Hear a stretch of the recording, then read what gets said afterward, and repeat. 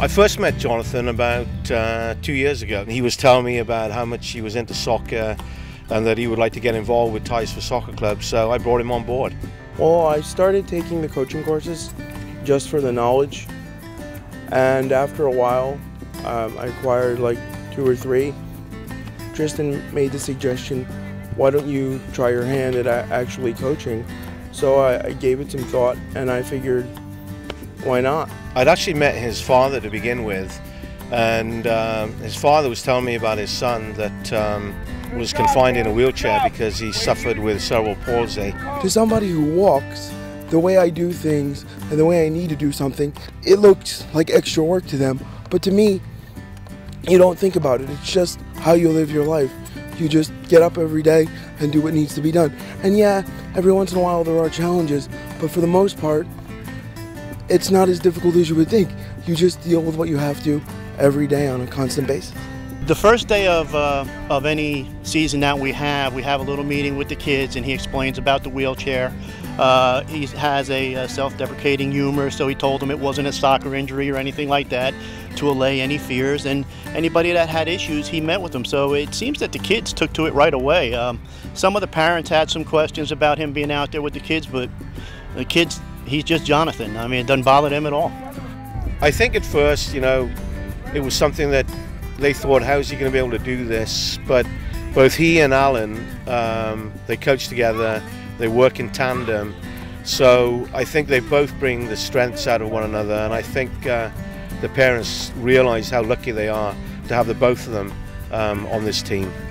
They liked Coach Jonathan a lot when they first met him, and he approached them and he made them come close to him and really understand what his disability was. They didn't want them to be afraid, and for the first time I think these children understood that, you know, he was just like them, and they love him, and I think it's been a great learning experience for this age group especially.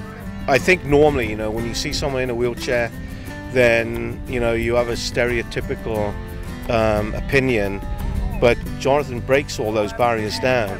And what he said initially was that he wanted to help the club out in any way he could. He's got a degree in history, he's got a brilliant mind, and we've been able to utilize that because he's the publicity director for the club. He's an age group coordinator, he's coaching as well, and he tries to balance all of this with doing postgraduate studies at the University of Central Florida. And to be honest with you, I don't know how he does it. For me, there are great challenges being a coach. This is not a theoretical skill that's being taught in many ways. It's a very physical skill. So the best way to coach it is to give physical example. I can't do that.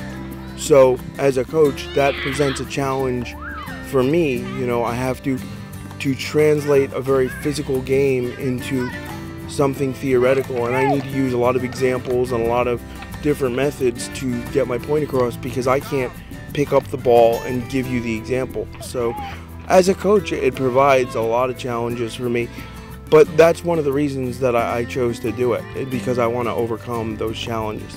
Jonathan, in terms of teaching the children, not only has he taught them how to play the sport, the fundamentals, the joy of the game, I think he's taught them life's lessons, because he's shown them that despite any disability, you can overcome any adversity and you can achieve anything you want to.